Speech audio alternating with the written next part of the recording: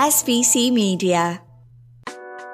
Welcome to the iGaming Daily Podcast, analysing the news from the betting and gaming industry all over the globe, supported by Optimove, the #1 CRM marketing solution for the iGaming market.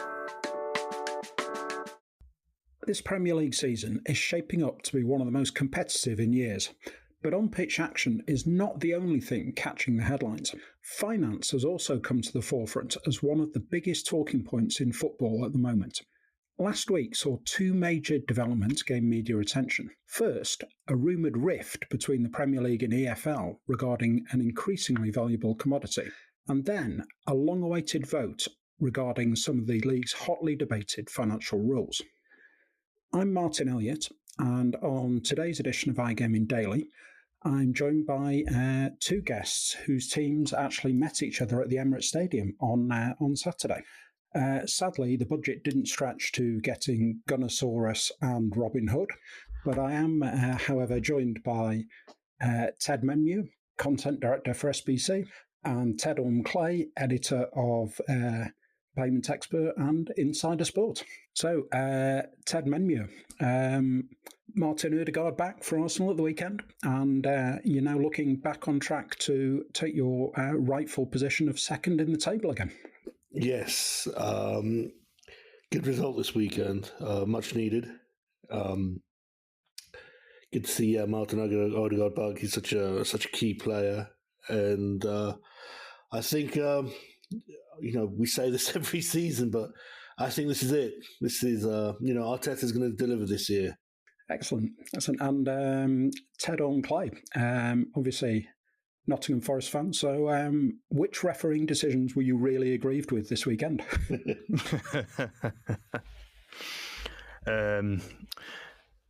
Given that there's been a few cases lately of Forest, bad-mouthing referees, and also referees being very publicly vocal about other managers as well, I'm going to withhold my comments on this one. I think the game has seen far too much controversy lately, and I think it's our duty as respectful fans to rise above it, actually, Martin.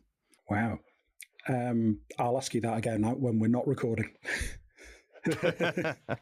So before we get into the discussion today, it's obviously the right time to remind you that iGaming Daily is, as always, brought to you in partnership with Optimove, the #1 CRM marketing solution for the iGaming industry. Now, Ted, in your role as editor of Insider Sport, you've obviously been covering these stories in depth. Can you just tell us a little bit about the background to this emerging dispute between Premier League clubs and their counterparts in the Football League? Sure thing, Martin. So I think obviously it's important for us to say right off the bat that this is just the subject of media reports at the moment. Specifically, I think the one we've seen was a Guardian media report. So there's nothing concrete yet. But from what we understand from this media speculation, some Premier League clubs, who we don't actually know which ones they are, have been lobbying for the Premier League to take a bigger share of the revenue split between itself and the English Football League regarding data. So all data from the Premier League and English Football League, the rights to this are held by Football Data Co.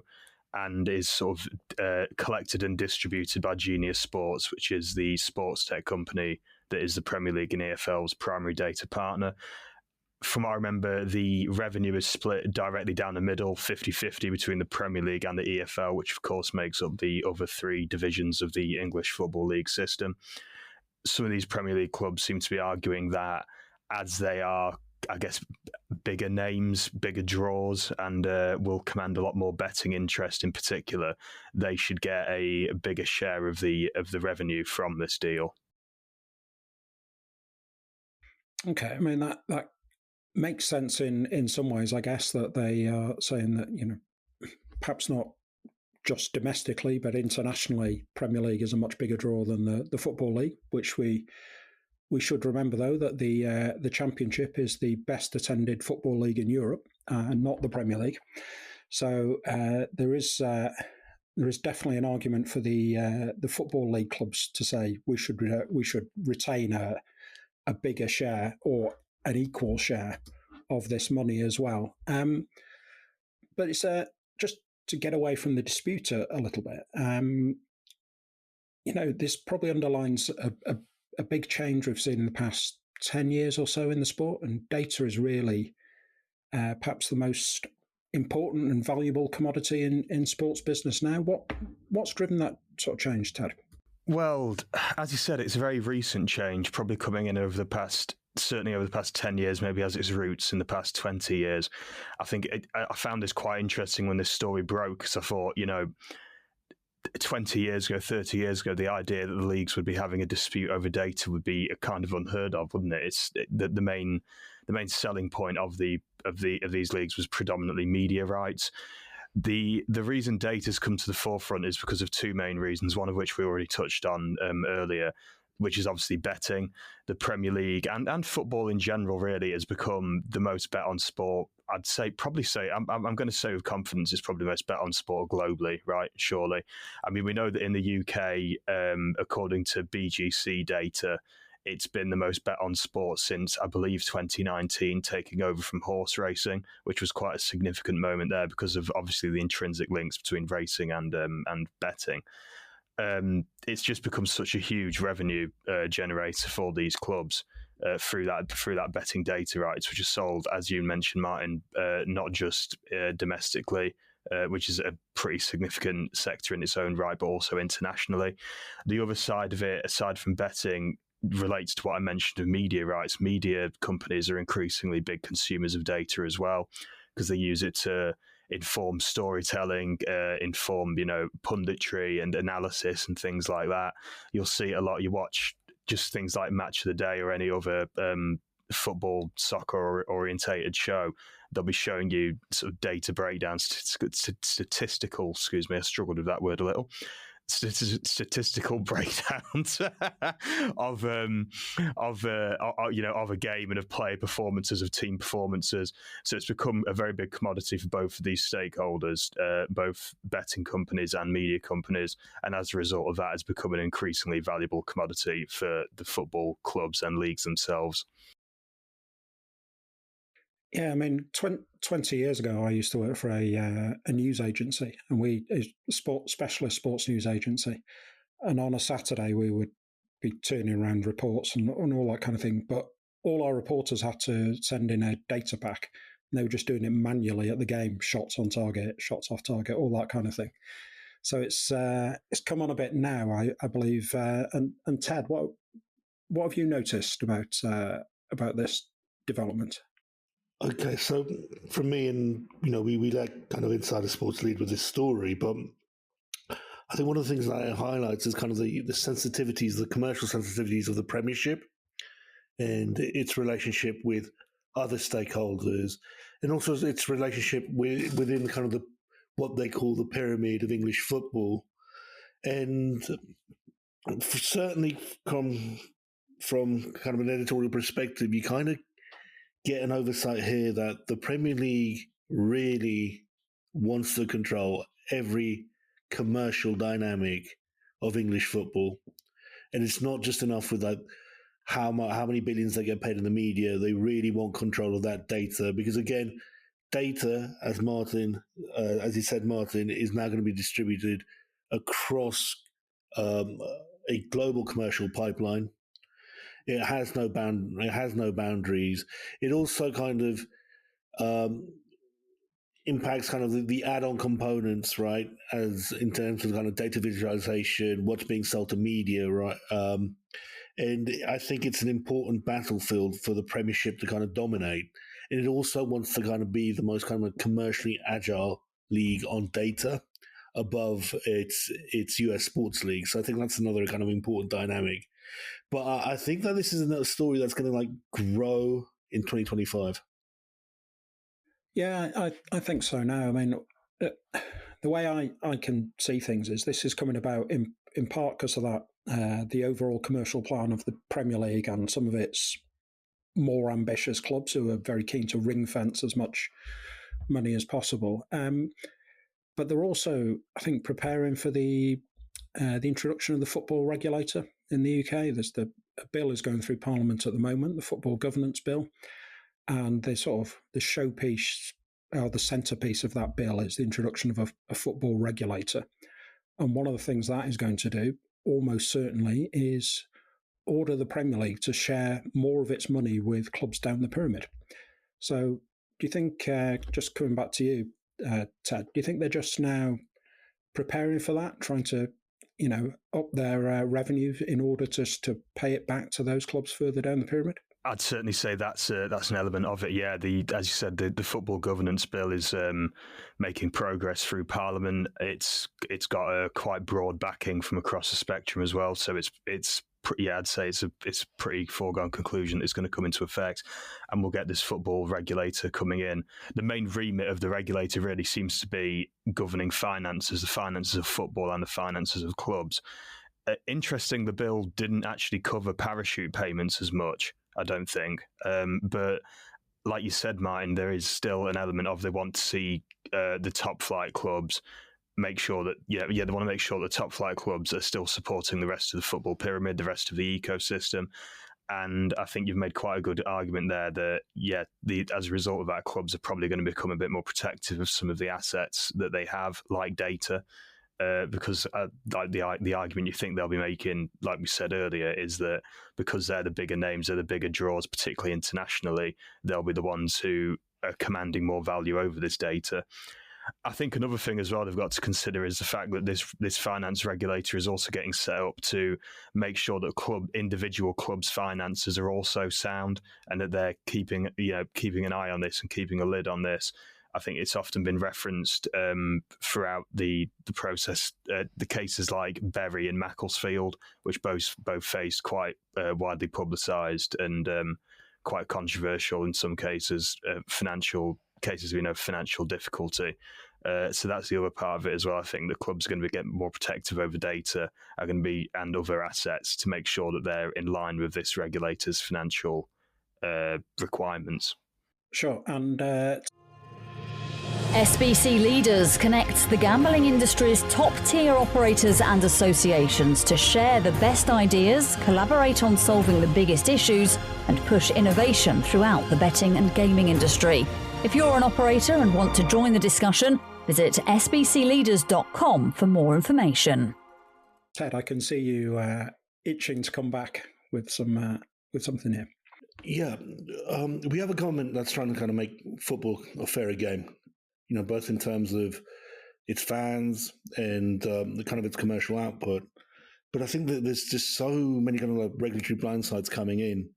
And one of the things here is that, we argue about the commercial makeup of the Premier League and the EFL, but you have so many kind of greater assets and greater parties in the Premier League. Now, I don't think that your Man Uniteds, your Man Cities, your Arsenals, I think, these are very commercially astute parties, and that they know that in every commercial deal that they're engaged with, just the power of that data, not only for betting rights, but for sponsorship duties, the media rights, the actual activation of fans, and targeting.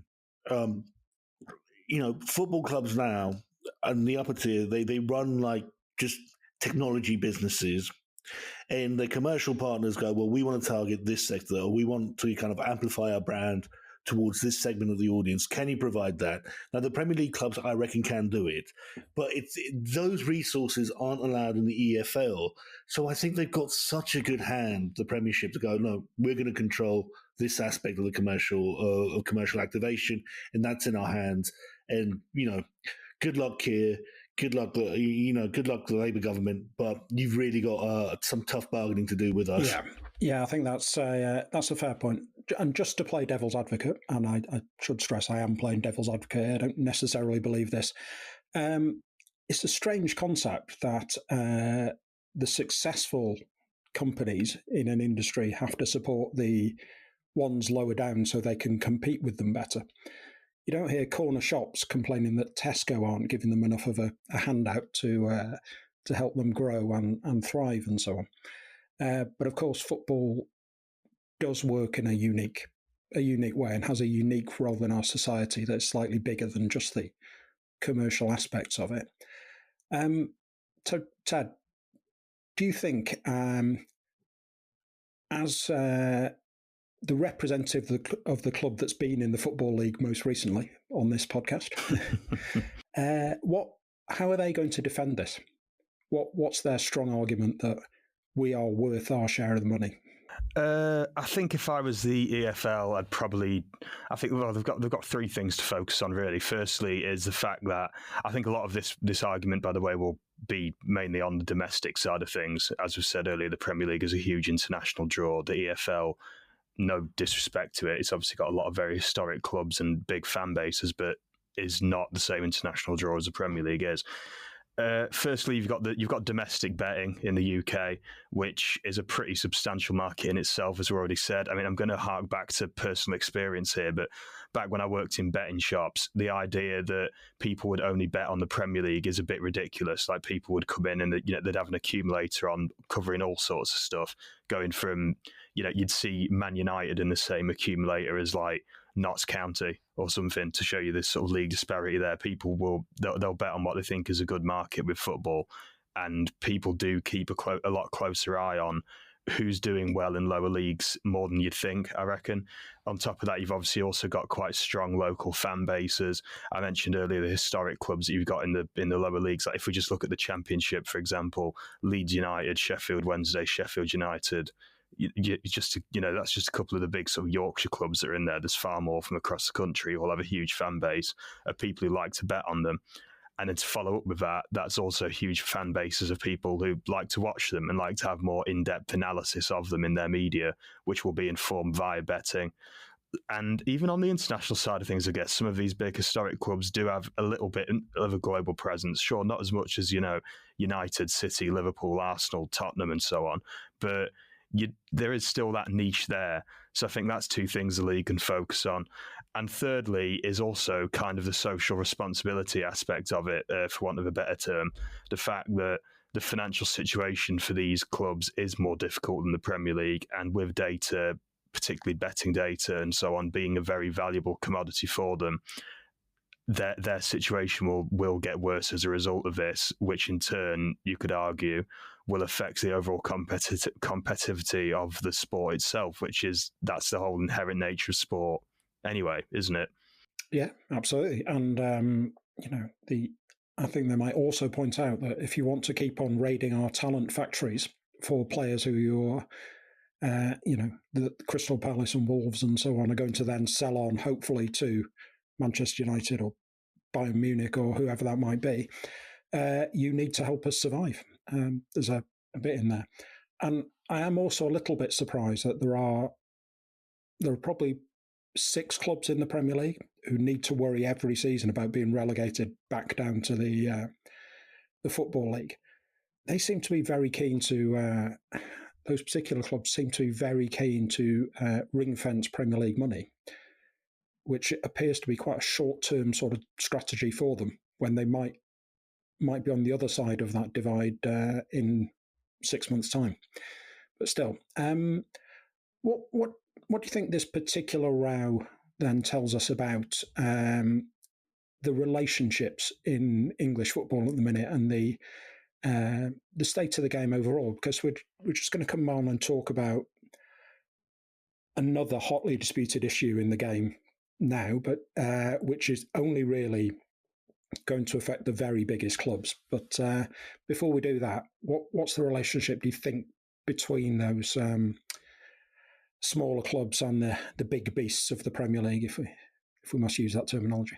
I'd probably just sum it by saying I think there's a lot of tension around finances and what people perceive to be to use the term that is the name of one of the league's rules, financial fair play. I guess what is financially fair, and the advantage that some clubs have because of them being, as we've already talked about, huge commercial entities and very commercially astute entities, just major corporations in their own right, I guess.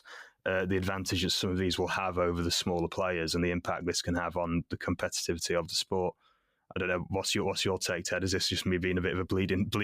Is this me being a bleeding heart liberal?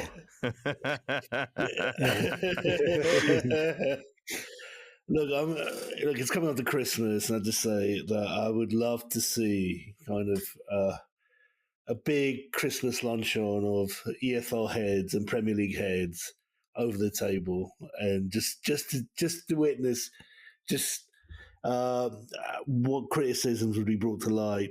But the other thing is that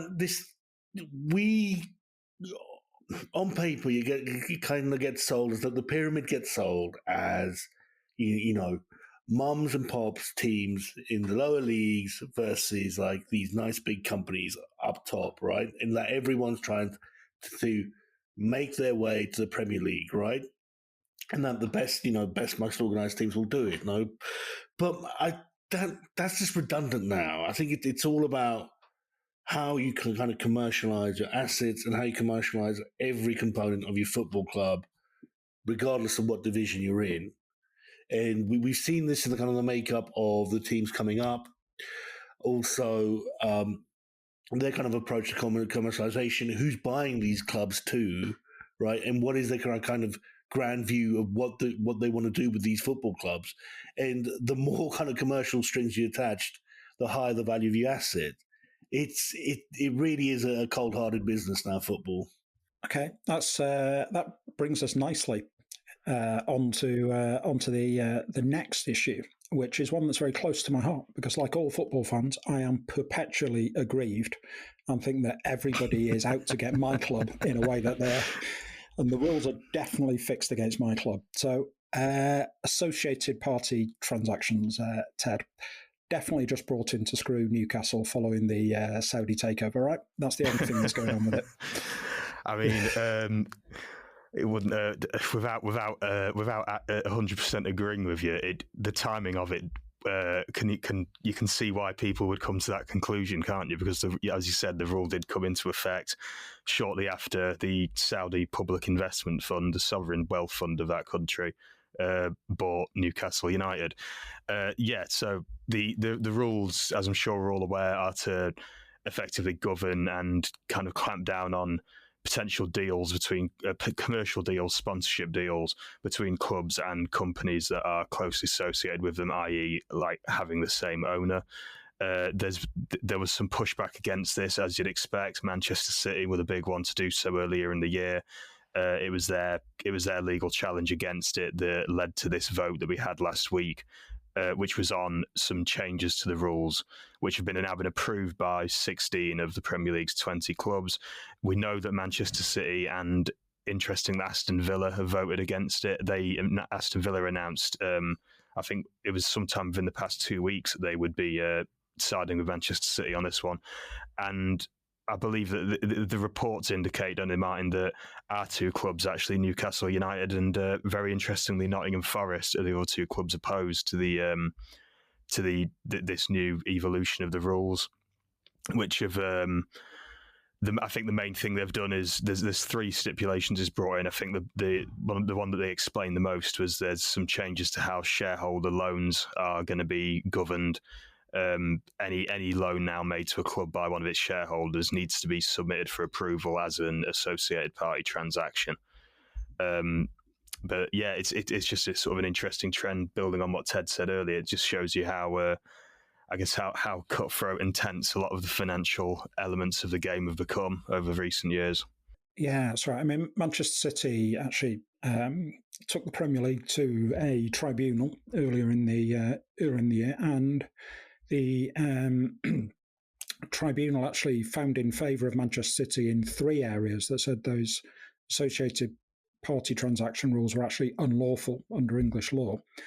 And one of those was that the owners of clubs could essentially loan interest-free, if they wanted to, as much money as they like to the clubs. And that would be fine. Whereas if it comes in a sponsorship or something like that from an organisation that's also owned by the owners of the club, then that is subject to another set of rules. So that's kind of what the changes introduced on Friday addressed. Manchester City and Aston Villa both couch their opposition in, we haven't seen the full ruling from the earlier tribunal yet, so how can we possibly vote on this and the timing? But it'll be pretty clear that both those clubs and Newcastle, and I'm not entirely sure about the root of Forest's objections to them, they would really benefit from a change to, or kicking out entirely, the associated party transaction rules. Because, Newcastle could go away and get sponsorship with Aramco, which would put them as one of the biggest clubs in the world financially. But they can't do that at the moment. And while feeling sort of slightly aggrieved that the excitement of the takeover and having the richest owners in the world has not resulted in us buying Kylian Mbappe and so on, I half think the rules are along the right lines here, that you can't just, be a ordinary Premier League team one day and then be champions of Europe within 18 months solely because you happen to have been bought by somebody with who can dig out £1 billion a day from their back garden. But still, this I expect this is going to run this, isn't it, Ted? Yeah, 100%. Yeah, I can't see this ending anytime soon. There's like I said, there's various arguments in favour, arguments against. The clubs are opposed to it, will continue fighting it, and also have some pretty solid financial backing to keep paying for lawyers and so on, I think, and to have that time distracted from sort of on pitch activities. The fact as well, you've got also other rules that are quite relevant here as well. I think things like the profit and sustainability rules, which we've seen clubs getting faced with points deductions for not making the right amount of money. I think I have a theory that might be potentially why Forest are a bit more concerned about this, because they might be looking at this thinking, we just want to find any route to maximise revenue so we don't get hit by a PSR ruling again. But yeah, and Ted, as a supporter of one of the clubs that is wholly in favour of all these financial regulations in the Premier League, how do you see things? I think, look, before we get kind of boiled down on kind of the finances of each football team, I mean, I think in this review and this kind of dissect of the structures of English football, I mean, what's not clear is what outcome does the government want and what makes a better game. And I just think you've got to kind of return this back to, yes, we don't want English football. Well, actually, no, English football has become a billionaire's game, but so has every professional sport in the US. And the majority of European clubs, you'd argue that they are, to some extent, commercial entities that are, you can say that about Real Madrid, you can say that about Barcelona and Bayern Munich, right? But what directives are actually going to help fans go to a football club and to actually support their club better?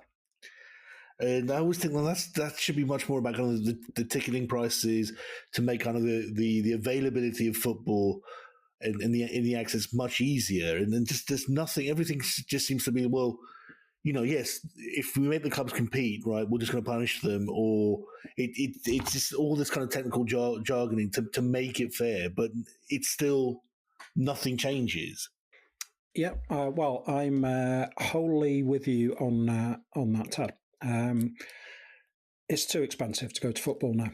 Even lower down the leagues, and even non-league is becoming prohibitively expensive. So, and the route around that, if you want to go and watch some football and it's affordable, is go and watch women's football, of course.